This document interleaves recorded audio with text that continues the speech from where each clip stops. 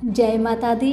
मेरे सभी प्यारे दोस्तों, मैं लक्ष्मी शर्मा बड़ों को चरण स्पर्श, छोटों को प्यार और बराबर वालों को दिल से नमस्कार करती हूँ।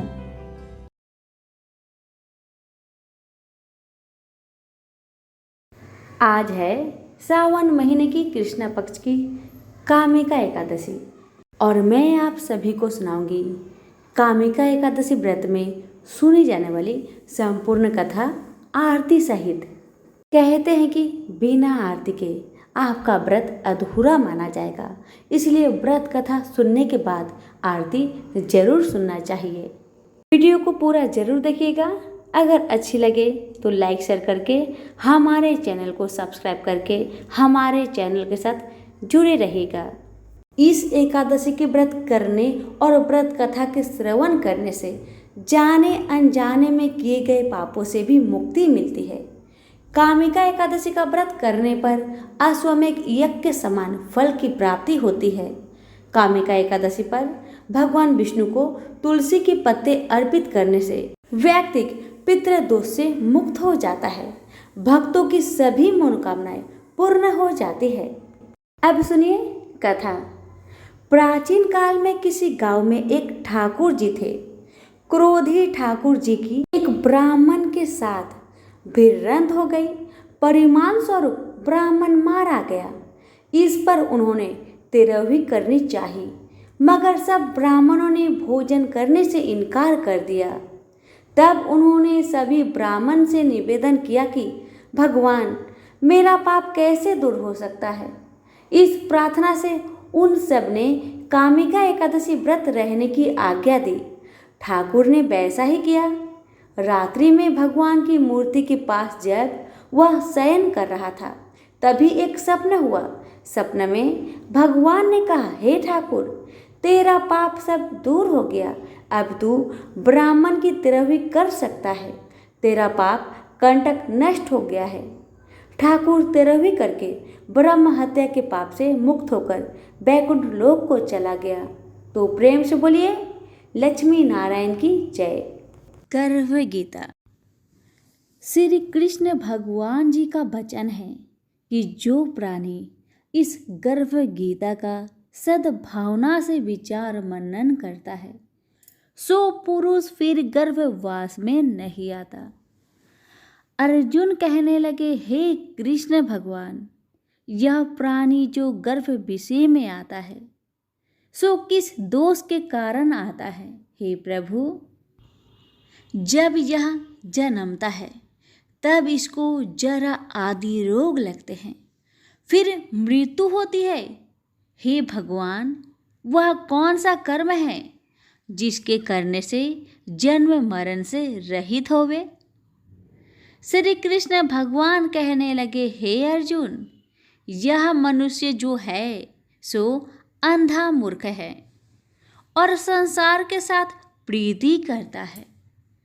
यह पदार्थ मैंने पाया है और वह मैं पाऊंगा, ऐसी चिंता इस प्राणी के मन से उतरती नहीं। 8 पहर माया को ही मांगता है। इन बातों को करके बार बार जन्मता है और मरता है। वह गर्भ विषय दुख पाता रहता है। अर्जुन कहने लगे, हे कृष्ण भगवान, यह मन हाथी की न्याय है। तृष्णा इसकी शक्ति है। यह मन तो 5 के बस में है, काम, क्रोध, लोभ, मोह और अहंकार। इन 5 में अहंकार बहुत बली है। ये कौन सा यत्न है जिससे मन बस में होए। वैसा ही मन रूपी हाथी को बस में करने के लिए ज्ञान रूपी अंकुश है। अहंकार करने से यह जीव नरक में पड़ता है। अर्जुन कहने लगे, हे भगवान, जो एक तुम्हारे नाम के लिए वन खंड में फिरते हैं, एक वैरागी हुए हैं, एक धर्म करते हैं, इनको कैसे जाने। जो वैष्णव है वे कौन है। श्री कृष्ण भगवान कहने लगे, हे अर्जुन, मेरे ही नाम के लिए वनों में फिरते हैं वह सन्यासी कहते हैं। एक सिर पर जटा बांधते हैं, एक अंग पर भस्म लगाते हैं। उनमें हम नहीं है, क्योंकि इनमें अहंकार है। इससे मेरा दर्शन दुर्लभ है। अर्जुन कहने लगे, हे भगवान, वह कौन सा पाप है जिससे स्त्री की मृत्यु हो जाती है? वह कौन सा पाप है जिससे पुत्र मर जाता है? और नपुंसक कौन से पाप से होते हैं? श्री भगवान कहने लगे, हे अर्जुन, जो किसी से कर्जा लेता है और देता नहीं, इस पाप से औरत मरती है। और जो किसी की अमानत रखी हुई बचा लेता है, उसके पुत्र मर जाते हैं। जो किसी का कार्य किसी के गोचर आए पड़े और वह जबानी कहे कि मैं तेरा कार्य सबसे पहले कर दूंगा, और जब समय आए तब उसका कार्य ना करे, इस पाप से नपुंसक हो जाता है। ये बड़े पाप है। अर्जुन कहने लगे, हे भगवान, कौन पाप से मनुष्य सदैव रोगी रहता है? किस पाप से गधे का जन्म पाता है, स्त्री का जन्म पाता है, तथा टट्टू का जन्म क्यों कर पाता है? और बिल्ली का जन्म किस पाप से होता है? श्री भगवान कहने लगे, हे अर्जुन, जो भी मनुष्य कन्यादान करते हैं और इस दान में मूल्य लेते हैं, वे दोषी है। वे मनुष्य सदा रोगी रहते हैं। जो विषय विकार के वास्ते मदिरा पान करते हैं, वे टट्टू का जन्म पाते हैं। और जो झूठी गवाही भरते हैं, वह औरत का जन्म पाता है। जो रसोई बना के पहले आप भोजन कर लेती है और पीछे परमेश्वर को अर्पण करती है, तो वे बिल्ली का जन्म पाती है। और जो मनुष्य अपनी झूठी वस्तु दान करते हैं, औरत का जन्म पाते हैं। वह गुलाम औरतें होती है। अर्जुन कहने लगे, हे भगवान, कई मनुष्यों को आपने स्वर्ण दिया है, सो उन्होंने कौन सा पुण्य किया है? और कई मनुष्यों को आपने हाथी घोड़ा रथ दिए हैं, उन्होंने कौन सा पुण्य किया है? श्री भगवान कहने लगे, हे अर्जुन, जिन्होंने स्वर्ण दान किया है उनको हाथी घोड़े वाहन मिलते हैं। जो परमेश्वर के निमित्त कन्यादान करते हैं, सो पुरुष का जन्म पाते हैं। अर्जुन कहने लगे, भगवान, जिन पुरुषों के अंदर विचित्र शरीर है, उन्होंने कौन सा पुण्य किया है? किसी दो के घर संपत्ति है, कोई विद्वान है, उन्होंने कौन सा पुण्य किया है? श्री भगवान कहने लगे, हे अर्जुन, जिन्होंने अन्न का दान किया है, उनका सुंदर स्वरूप है। जिन्होंने विद्या दान किया है, वह विद्यावान होते हैं। जिन्होंने संतों की सेवा की है, वह पुत्रवान होते हैं। अर्जुन कहने लगे, हे भगवान, किसी को धन से प्रीति है, कोई को स्त्रियों से प्रीति करते हैं। इसका क्या कारण है, समझाकर कहिए। श्री कृष्ण भगवान कहने लगे, हे अर्जुन, धन और स्त्री सब नाश रूप है, मेरी भक्ति का नाश नहीं है।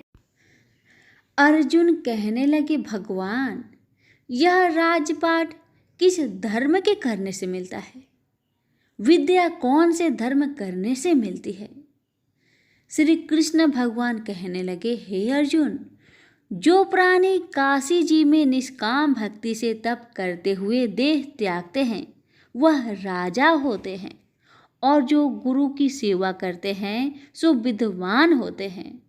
अर्जुन कहने लगे, हे भगवान, किसी को धन अचानक बिना किसी परिश्रम से ही मिलता है, सो उन्होंने कौन सा पुण्य किया है? श्री कृष्ण भगवान कहने लगे, अर्जुन, जिन्होंने गुप्त दान किया है, उनको धन अचानक मिलता है। जिसने परमेश्वर निमित्त पराया कार्य संवारा है वह मनुष्य रोग से रहित होते हैं। अर्जुन कहने लगे, हे भगवान, कौन से पाप से अमली होते हैं और कौन पाप से गूंगे होते हैं और कौन पाप से कुष्ठी होती है। श्री कृष्ण भगवान कहने लगे, हे अर्जुन, जो आदमी नीच कुल की स्त्री से गमन करते हैं सो अमली होते हैं। जो गुरु से विद्या पढ़कर मुकर जाते हैं सो गूंगे होते हैं। जिन्होंने गो घात किया है वे कुष्ठी होते हैं। अर्जुन कहने लगे, हे भगवान, जिस किसी पुरुष की देह में रक्त का विकार होता है वह किस पाप से होता है। और कोई दरिद्र होते हैं, किसी को खरक वायु होती है, और कोई अंधे होते हैं, तो कोई पंगुल होते हैं, सो कौन से पाप से रहित होते हैं। और कई स्त्रियां बाल विधवा होती है, तो यह किस पाप से होती है। श्री कृष्ण भगवान कहने लगे, हे अर्जुन, जो सदा क्रोधवान रहते हैं उन्हें रक्त विकार होता है। जो मलिन रहते हैं वह सदा दरिद्र होते हैं। जो कुकर्मी ब्राह्मण को दान देते हैं उनके खरक वायु होते हैं। जो पराई स्त्री को निर्वस्त्र देखते हैं, गुरु की पत्नी को दृष्टि करते हैं, सो अंधे होते हैं। जिसने गुरु और ब्राह्मण को लात मारी है सो लंगड़ा व पंगुला होता है। जो औरत अपने पति को छोड़कर पराये पुरुषों से संग करती है सो वह बाल विधवा होती है। अर्जुन कहने लगे, हे भगवान, आप पर ब्रह्मा हो, आपको नमस्कार है। आगे मैं आपको संबंधी जानता था, परंतु अब मैं ईश्वर रूप जानता हूँ। हे पर ब्रह्मा, गुरु दीक्षा कैसी होती है, सो कृपा करके मुझको कहिए। श्री कृष्ण भगवान बोले, हे अर्जुन, तुम धन्य हो, तुम्हारे माता पिता भी धन्य हैं जिनके तुम ऐसे पुत्र हो। हे अर्जुन, सारे संसार का गुरु जगन्नाथ, विद्या का गुरु काशी, चारों वर्णों का गुरु सन्यासी है। सन्यासी उसको कहते हैं जिन्हें सबका त्याग करके मेरे प्रति मन लगाया है, सो ब्राह्मण जगत गुरु है। हे अर्जुन, यह बात ध्यान देकर सुनने की है। गुरु कैसा करे, जिसने सब इंद्रियां जीती हो, जिसको सब संसार ईश्वरमय नजर आता हो और सब जगत से उदास हो। ऐसा गुरु करे जो परमेश्वर को जानने वाला हो और उस गुरु की पूजा सब तरह से करे। हे अर्जुन, जो गुरु काम भक्त होता है और जो प्राणी गुरु की पूजा सब तरह से करे। हे अर्जुन, जो गुरु का भक्त होता है और जो प्राणी गुरु के सम्मुख होकर भजन करते हैं उसका भजन करना सफल है।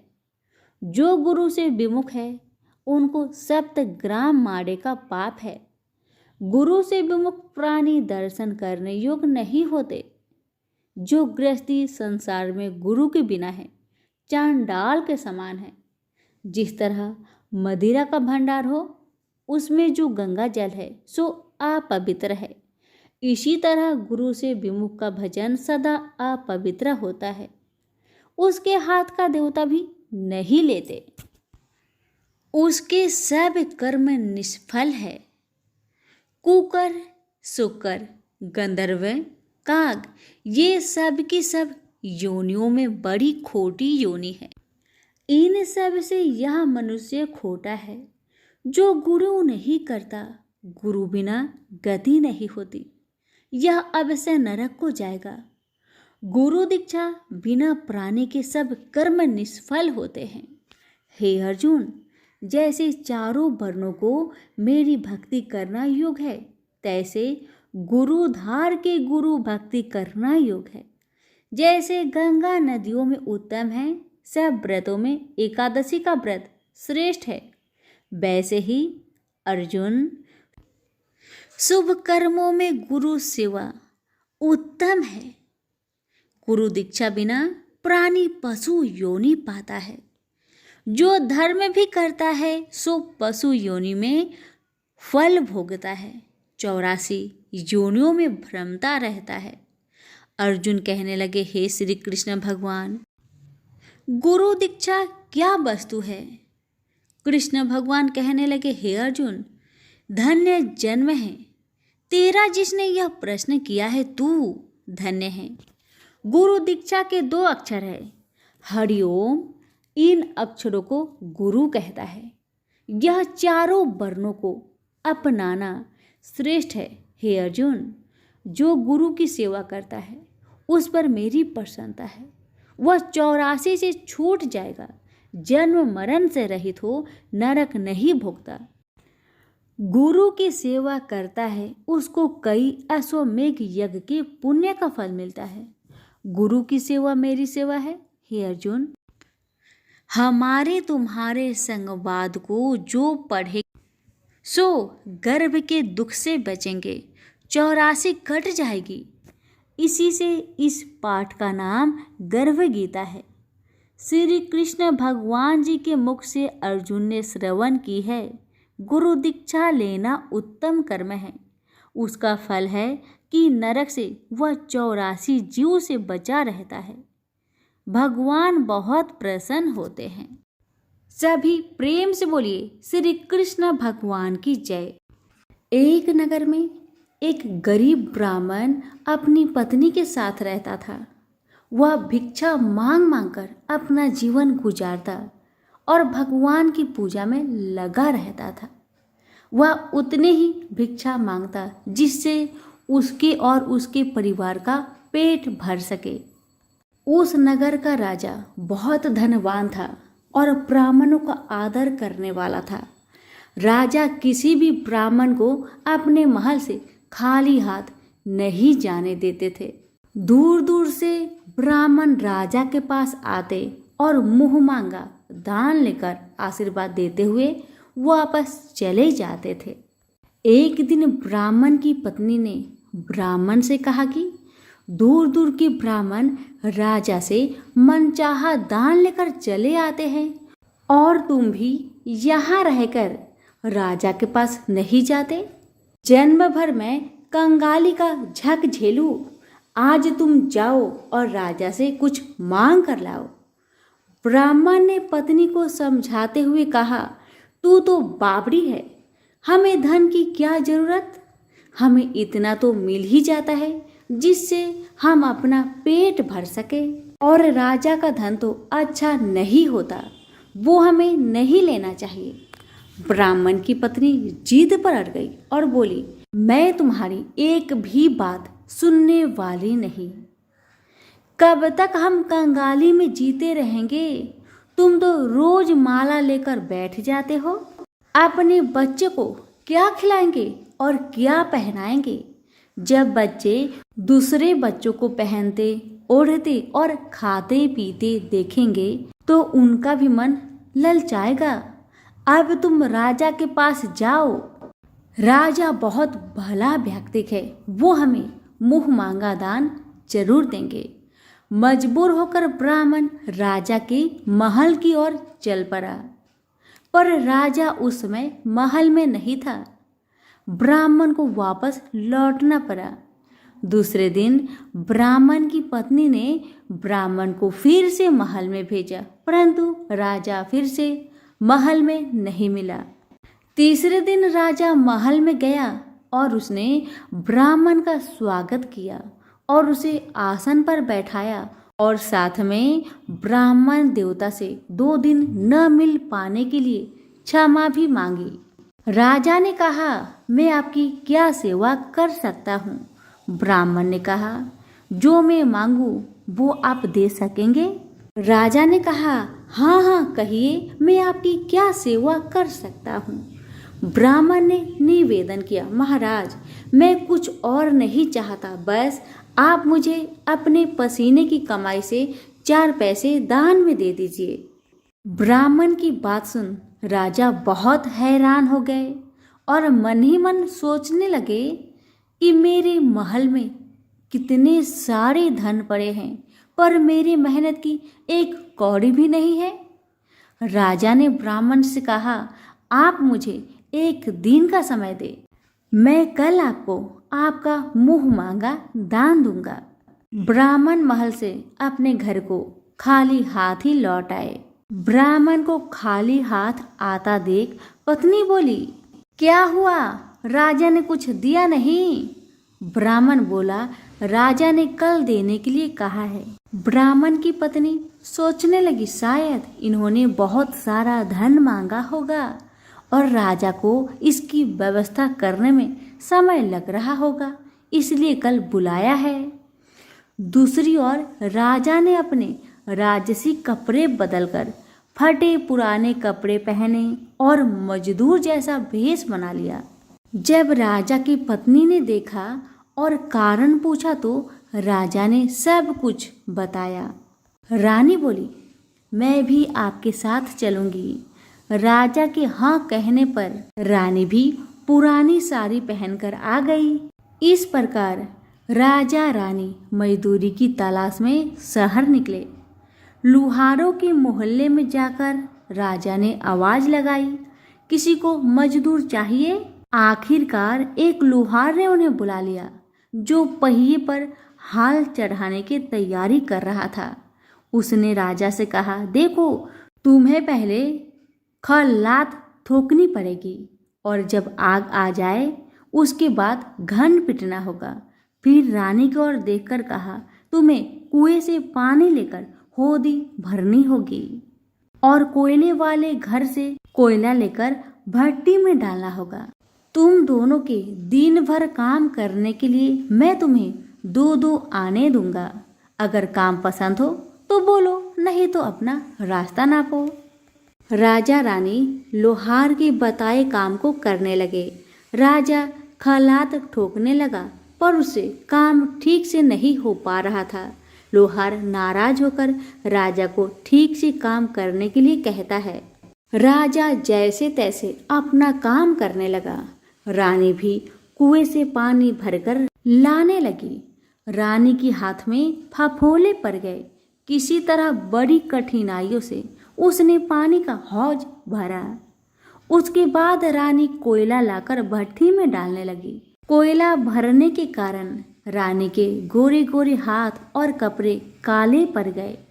भट्टी में आग आने पर लुहार ने पात भट्टी में से निकालकर पहियों पर जमाई और एक घन अपने हाथ में लेकर और एक राजा के हाथ में देकर कहा, देखो, बारी बारी से घन इस पर पटकना, हाथ इधर उधर ना होने पाए। राजा जोर जोर से घन पटकने लगा, लेकिन उसका निशाना ठीक नहीं बैठता था। कभी घन हाल पर गिरता तो कभी पहिए पर। मजदूरों का ऐसा काम देखकर लुहारिन बरबराती हुई आई और लोहार से कहने लगी, तुमने कहाँ से यह नौसिखिए मजदूर काम पर लगाए हैं? इनसे काम तो होगा नहीं। यह मजदूर तुम्हारा सब काम बिगाड़ देंगे। राजा रानी उन दोनों की फटाकर सुनते सुनते अपना काम मन लगाकर करते रहे। घन पटकते पटकते राजा का शरीर पसीना से तर तर हो गया और जोर शोर से सांस चलने लगी। रानी भी पानी भरते भरते और कोयला झोंकते झोंकते थक कर चूर हो गई। दोनों ने पूरे दिन बहुत मेहनत की। लुहार ने राजा रानी को 2-2 पैसे दिए, जिसे वो बड़ी खुशी खुशी लेकर महल आ गए। आज उन्हें पता चला कि मेहनत की कमाई कैसी होती है। राजा ने 4 पैसे अलग रख दिए और अगले दिन ब्राह्मण को बुलाकर उसे दे दिए। ब्राह्मण राजा को आशीर्वाद देकर घर लौटा और ब्राह्मणी से कहा, लो, मैं राजा के यहाँ से दक्षिणा ले आया हूँ। ब्राह्मणी खुश होकर दौड़ती हुई आई, पर जब उसने 4 पैसे देखे तो वह ठिठक कर रह गई और उन्हें दूर फेंक दिया। वो जल भूनकर ब्राह्मण से बोली, तुम जैसे दरिद्र राजा के यहाँ भी जाकर कुछ नहीं मांगा, शर्म भी नहीं आती? इतना कहकर रूठ कर चली गई और बहुत देर तक बरबराती रही। ब्राह्मण ने उन 4 पैसों को उठाकर तुलसी के पास रख दिए और सोचा जब ब्राह्मणी शांत हो जाएगी तो जरूरत पड़ने पर ये सिक्के को उठा लेगी। परंतु कई दिनों तक पैसे वहीं रखे रहे और फूल बेलपत्र ऊपर से गिर गिर कर मिट्टी में दब गए। ब्राह्मण और ब्राह्मणी दोनों ही उन सिक्कों के बारे में भूल गए। कुछ दिनों के बाद तुलसी जी के घर में 4 पौधे उगे। चारों पौधे बहुत सुंदर थे। यह देख ब्राह्मणी रोज उसमें पानी डाल देती। 4 महीने बाद वो पौधे बड़े हो गए और उनमें फूल लगने लगे। फूल सूखने पर इनसे मोती झरने लगी। ब्राह्मण और ब्राह्मणी ने कभी मोती नहीं देखे थे। वो समझे कि कोई बीज है। हर रोज कई कई फूल झरते और मोती पूरे तुलसी पर बिखर जाते। ब्राह्मणी उन मोतियों को समेट कर घर के एक कोने में डाल देती। इस तरह वहां मोतियों का ढेर लग गया था। एक दिन एक सब्जी वाली आई। ब्राह्मणी को सब्जी लेनी थी पर उसके पास पैसे नहीं थे। उसने सब्जी वाली से कहा, क्या तुम इन चमकदार बीजों के बदले सब्जी दे सकती हो? सब्जी वाली ने देखा तो वो पहचान गई, अरे ये तो मोती है। उसने खुशी खुशी ब्राह्मणी को उन मोतियों के बदले उनकी मनपसंद सब्जी दे दी। अब से हर रोज ऐसा होने लगा। ब्राह्मणी और सब्जी वाली दोनों खुश थे। सब्जी वाली यह सोचकर खुश थी कि मुझे 1 पैसे की तरकारी के बदले हजारों का माल मिलता है, और ब्राह्मणी ये सोचकर खुश थी कि इस बीजों के बदले सब्जी मिल जाती है। इस प्रकार कई महीने बीत गए। उधर राजा के महल में कई राजहंस थे जो मोती चुगते थे। राजा का यह नियम था, जब राजहंस मोती चुग लेते थे उसके बाद ही राजा और उसका परिवार भोजन करता था। एक समय बाद राजा का सारा धन उन मोतियों और दान देने में खर्च हो गया। अब राजा को मोती खरीदने के पैसे तक नहीं बचे। यह खबर पूरे नगर में फैल गई। ब्राह्मण और ब्राह्मणी को जब यह पता चला तो उन्होंने यही विचार किया कि राजा बहुत दानी और नेक दिल है। उसने अपना सब कुछ दान कर दिया, यहाँ तक कि शायद उनके पास खाने को भी कुछ नहीं है। ऐसा हालत में हमें उन लोगों की सहायता करनी चाहिए। ब्राह्मण ने ब्राह्मणी से कहा, अगर तू कहे तो इसमें से कुछ बीज राजा को दे दूं। तू कहती है इससे सब्जी और खाने की चीज मिल जाते हैं। ब्राह्मणी ने कहा, हाँ, मैं रोज इसके बदले सौदा लिया करती हूँ। ऐसा कहकर ब्राह्मणी 1 टोकरी बीज भर लाई। ब्राह्मण राजा के पास पहुंचा और उसे वो मोती दिए और राजा को सारी बात बताई। राजा उन मोतियों को देखकर चौंक गया। उसने मोती राजहंस को दिए। राजहंस उन्हें चुगने लगे। यह देख राजा ने ब्राह्मण से कहा, 1-1 मोती सैकड़ों रुपए का है। सच बताए, आपके पास इतने मोती कहाँ से आए? ब्राह्मण बोला, महाराज, ऐसे बीज तो हमारे घर पर बहुत हैं। और राजा को पूरी बात बताई। राजा अपने मंत्रियों के साथ ब्राह्मण के घर पहुंचे और उन 4 पेड़ों को देखा। पूछताछ में उन सिक्के वाली बात सामने आ गई।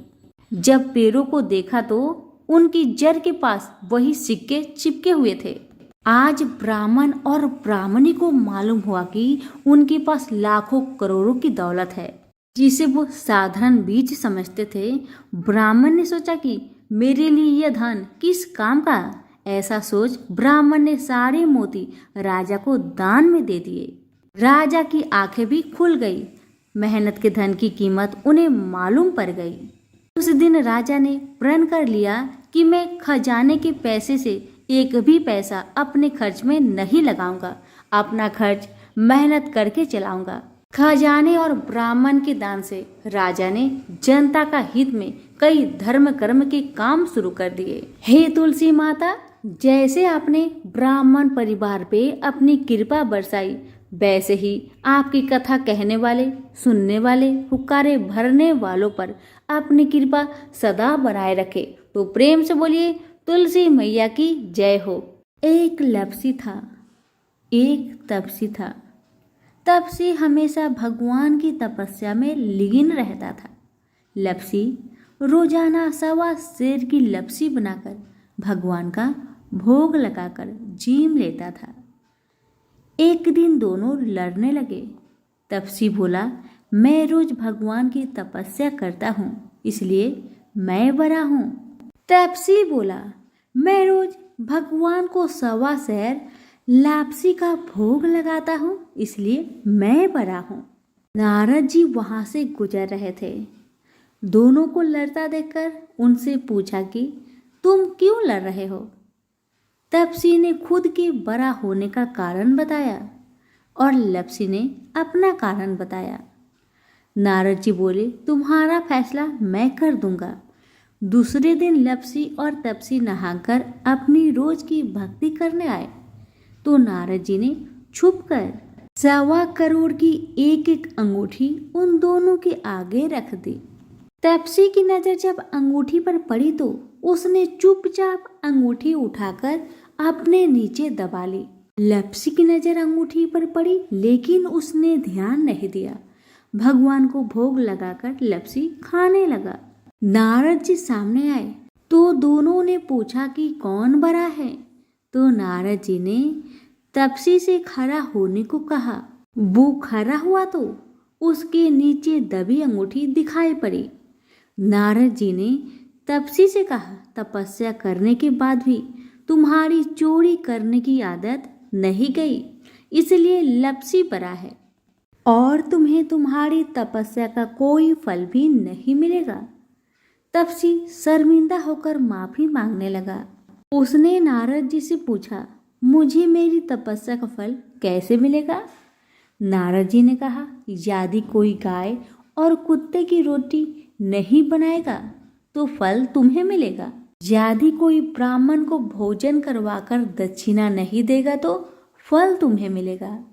यदि कोई साड़ी के साथ ब्लाउज नहीं देगा तो फल तुझे मिलेगा। यदि कोई दिए से दिया जलाएगा तो फल तुझे मिलेगा।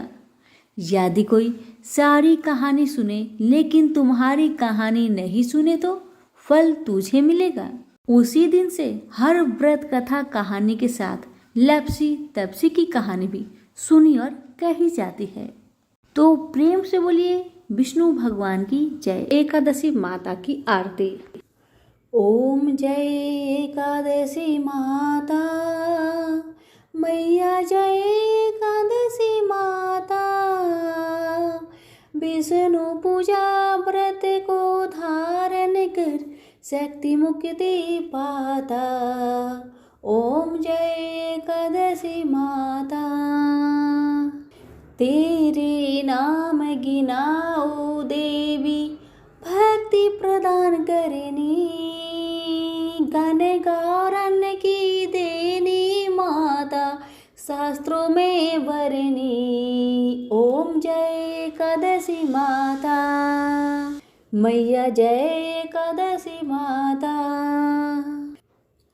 मार्गशीर्ष के कृष्णा पक्ष की उत्पन्ना विश्वतारिणी जनमी। ओ मैया उत्पन्ना विश्वतारिणी जनमी। शुक्ल पक्ष में होई मोक्षदा, शुक्ल पक्ष में होई मोक्षदा, मुक्तिदाता बन आई। ओम जय एकादशी माता। पौष के कृष्णा पक्ष की सफला नामक है। शुक्ल पक्ष में होई पुत्रदा, आनंद अधिक रहे। मैया जय एकादशी माता। नाम सट टीला माघ मास में कृष्ण पक्ष आवे। शुक्ल पक्ष में जया कहावे, शुक्ल पक्ष में जया कहावे, विजय सदा पावे। ओम जय एकादशी माता, मैया जय एकादशी माता। विजया फाल्गुन कृष्ण पक्ष में शुक्ल आमल की, मैया शुक्ल आमल की। पाप मोचनी कृष्ण पक्ष में चैत्र महाबली की ओम जय एकादशी माता।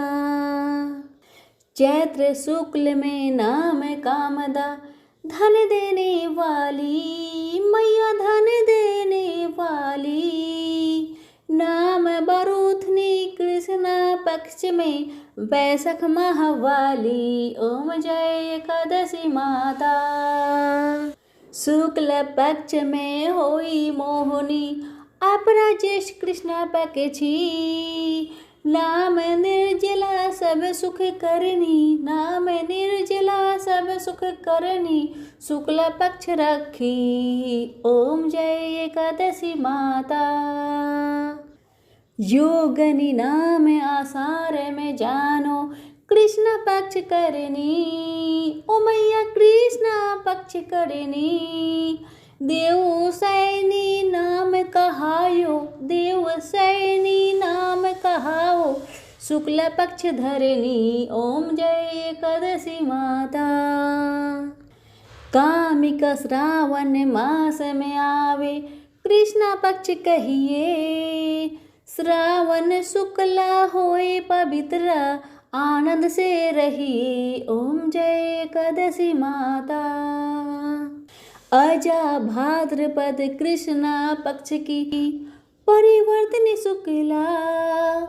इंदिरा आश्विन कृष्णा पक्ष में व्रत से भवसागर निकला। मैया व्रत से भवसागर निकला। ओम जय एकादशी माता। पापंकुशा है शुक्ला पक्ष में, पापंकुशा है शुक्ला पक्ष में। आप हरणहारी रामा मास कार्तिक में आवे सुखदायक भारी। मैया सुखदायक भारी। मैया जय एकादशी माता। देवोत्थानी शुक्ला पक्ष की दुख नाशक मैया। ओ मैया दुख नाशक मैया।